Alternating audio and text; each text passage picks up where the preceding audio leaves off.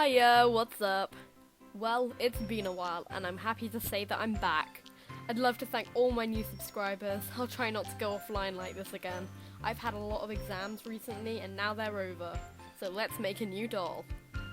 I'm a pretty big fangirl and often daydream about my own universes and characters, so I decided to finally make a doll of one of them. This character's name is Artemis, and she's an elf warrior. It appears I'm still in the mood for making awesome weapon-related women, huh?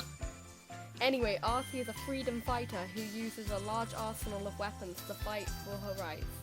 She mainly uses an oversized bow and arrow, mainly because I thought it looked cool, but also owns 2 daggers for close range attacks and some swords too. Mainly for the reason that she uses weapons and therefore will need to support many dynamic and interesting poses, I chose one of the 18-inch Monster High dolls because they have more detailed joints.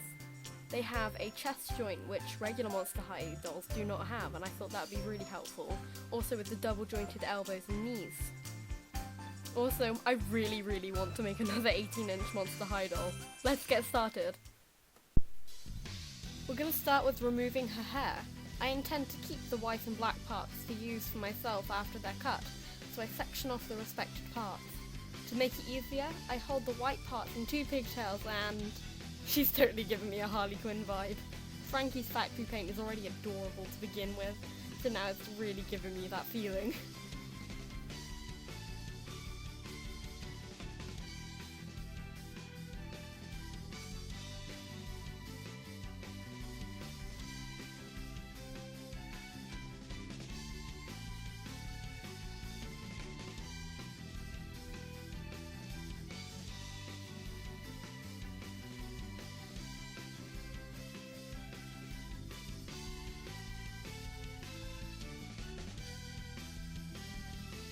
Now we've given Frankie a buzz cut, it's time to remove her head. Since the plastic is much harder and stiffer than the regular dolls, you absolutely have to warm it first. I dunked it in a jug of hot water for a few minutes. I've seen a lot of doll customizers have the neck peg break for these big dolls, but I've been lucky and never faced that problem.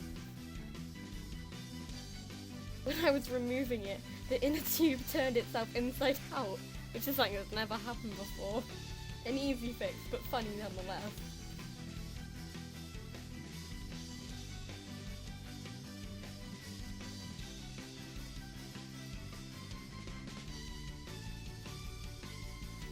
While we're in the kitchen, say hello to my little guinea pig, Kirby. He's so cute.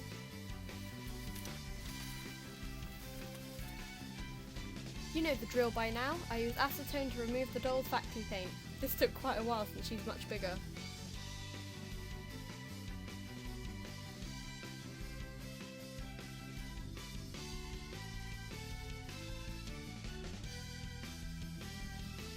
Because I don't hate myself, I am not going to reroute her since the plastic is so hard and the needles often break. I do have to remove the stubble first.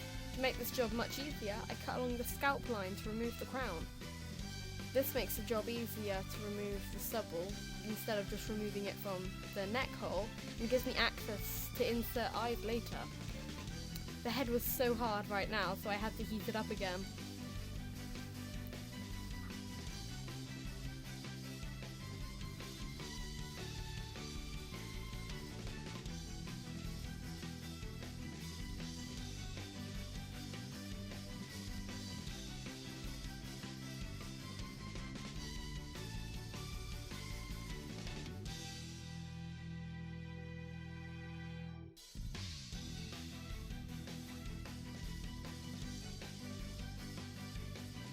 I have no idea what glue they use on these big dolls, but it's so much stronger than the usual stuff. Great if you wanted to use this doll as a play doll, but when you're customizing... my fingers hurt so much after doing this.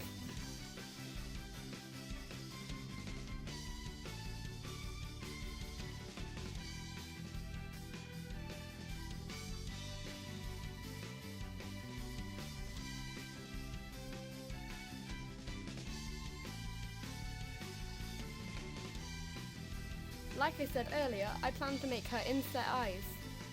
I make some rough guidelines in watercolour pencil for the eye shape, then start cutting away. By making several layers of cuts as opposed to cutting straight through makes the job much neater. I couldn't help but get out my old stealth elf Skylander figures from when I was younger. This character really makes me think of her, and she was always my favourite Skylander.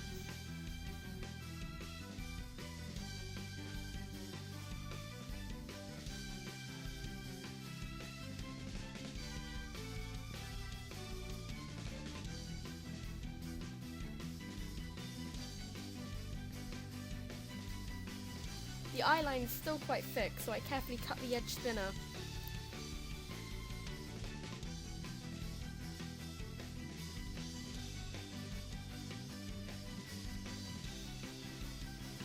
Looks pretty good.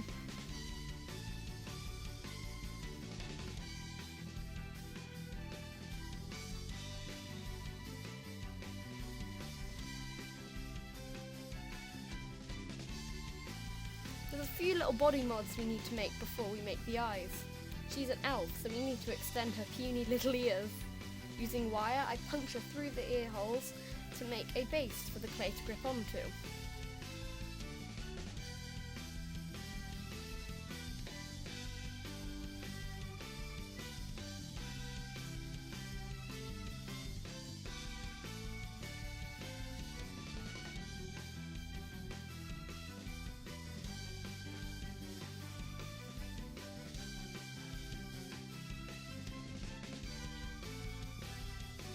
Because epoxy sculpt's quite expensive and this doll's much bigger, I fill out the basic shape with a cheaper clay before making more precise shapes with the higher quality epoxy.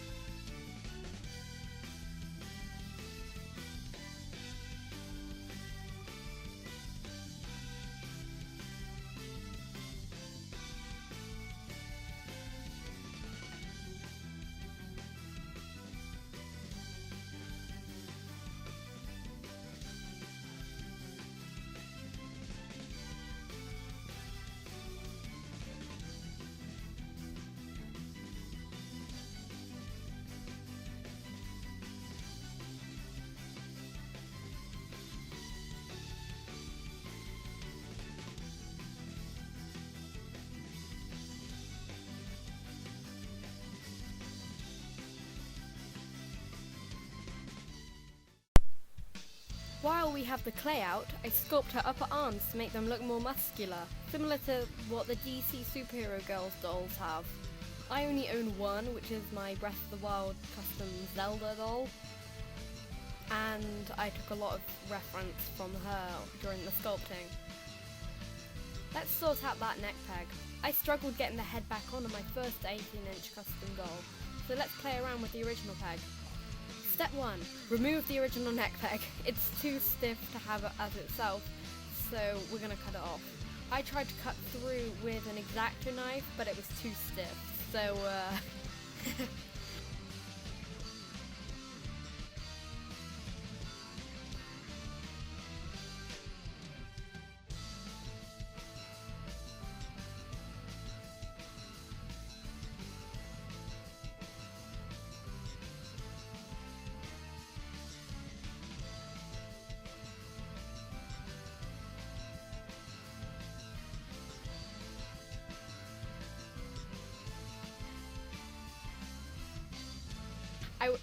had to heat it up in the end.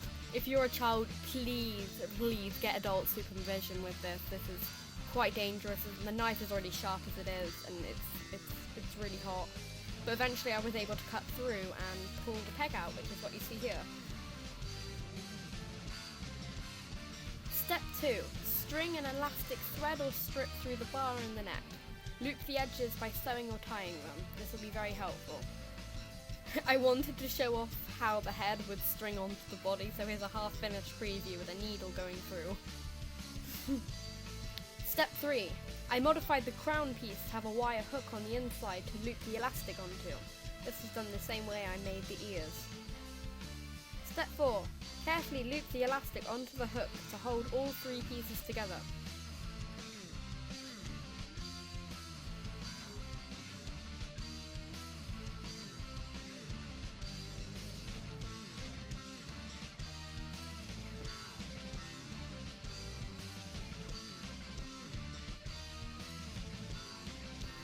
Yay, she looks normal again. Well, except from the fact that she's got hollowed eyes and no hair. Ooh, speaking of which, I bought nylon doll hair to make her wig. This is Lapis Sapphire from the UK supplier My Little Customs. She has a great range of products on her website, which I'll link in the description box below. I bought 2 packs of hair to be safe, but I didn't realise the hair was so long. I only needed 1 pack because I kept cutting it because this character has a short hairstyle as it is. Like I've said before in previous videos, check out Mosecito's channel for wig tutorials and hairstyles. I used to have pixie cut wig tutorial if you were interested. After the tedious process of making many hair wefts, I hot glued them to the wig cap in rows.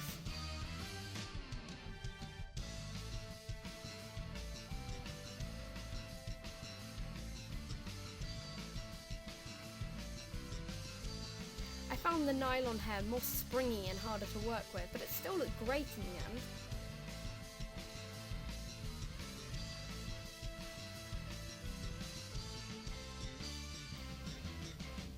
We'll style the hair later, but I just really wanted to show how it looks.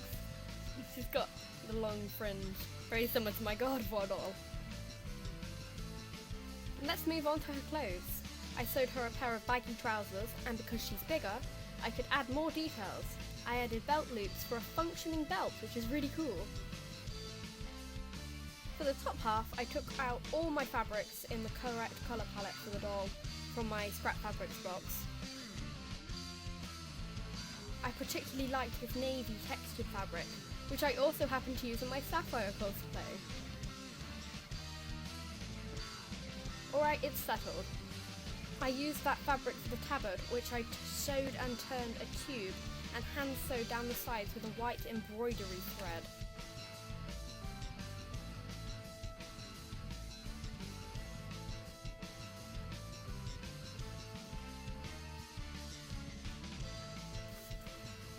Using puffy paint, I paint the clan logo on the tabard. Looks pretty cool.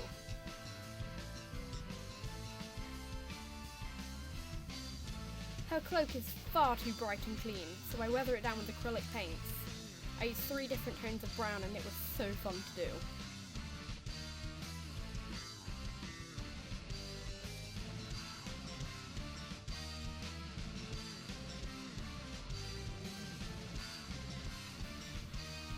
To stop her from looking demonic, it's about time she got some eyes. I used an oven bake white clay and formed the shape by smushing a blob inside the back of the head. I made several in case the shapes weren't quite right after baking. I use sticky tack to hold the eyes in place whilst I paint the basic shapes.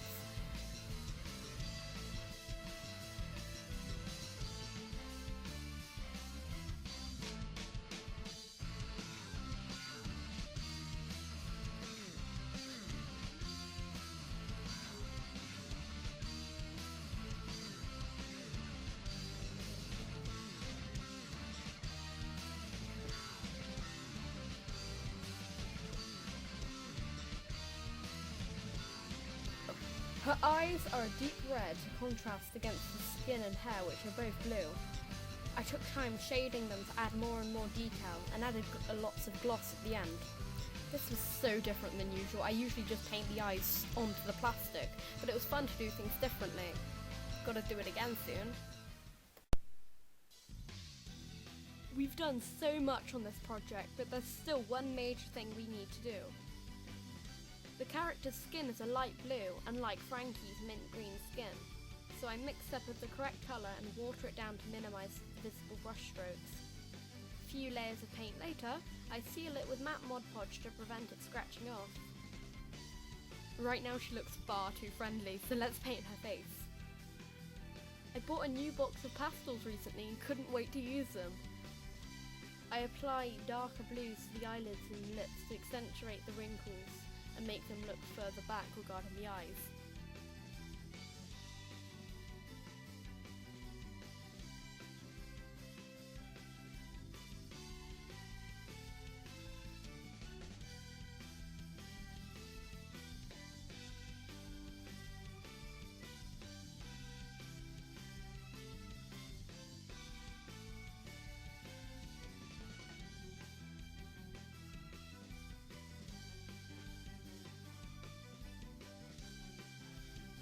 Her ears get some shading too.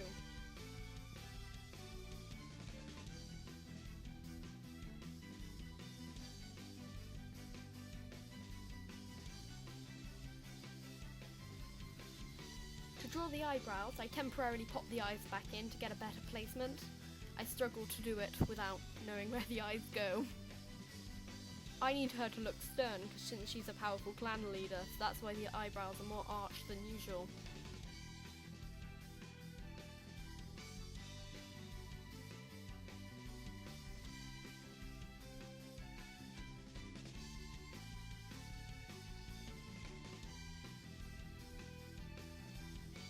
The watercolours weren't really getting me that far in the face-up, so I went straight to acrylic paints to paint her eyebrows and her eyeliner.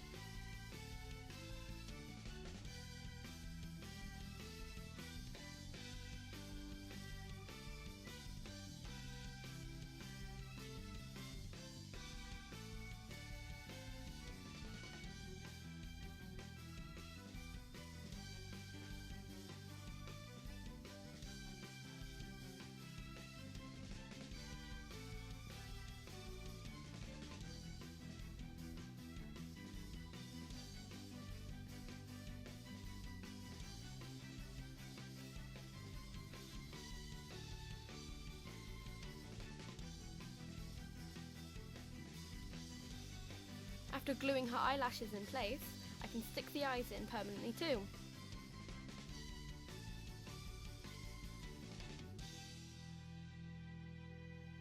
She looks amazing! I decided some last minute white freckles would look cool as well, and I can call her face up complete!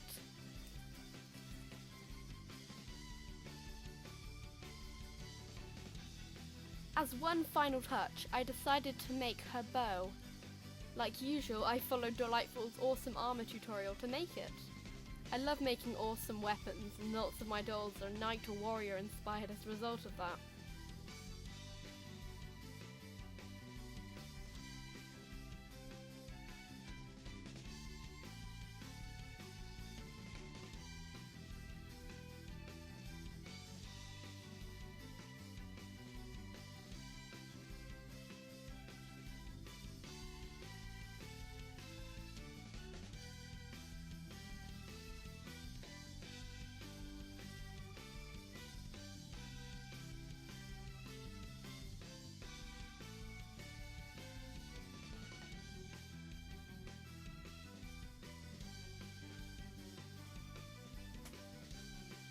After a haircut, I can finally call this huge project complete. Let's assemble her.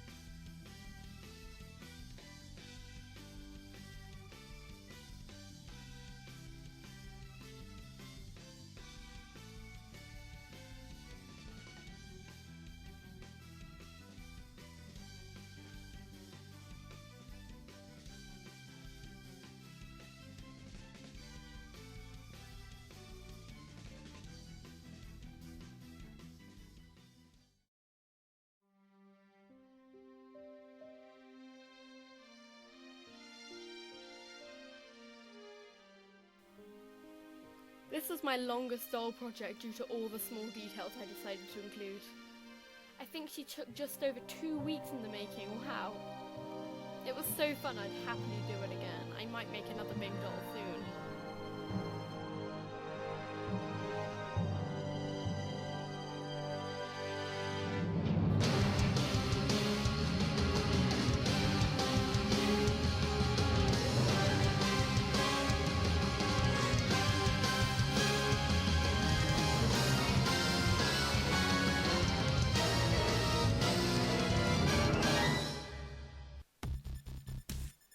Thank you for watching all the video. I know it was a long one. This project did take a while, so that only makes sense. Make sure to like and subscribe for more awesome doll videos, and I'll see you in the next video, hoping I don't go offline for another 2 months. Bye!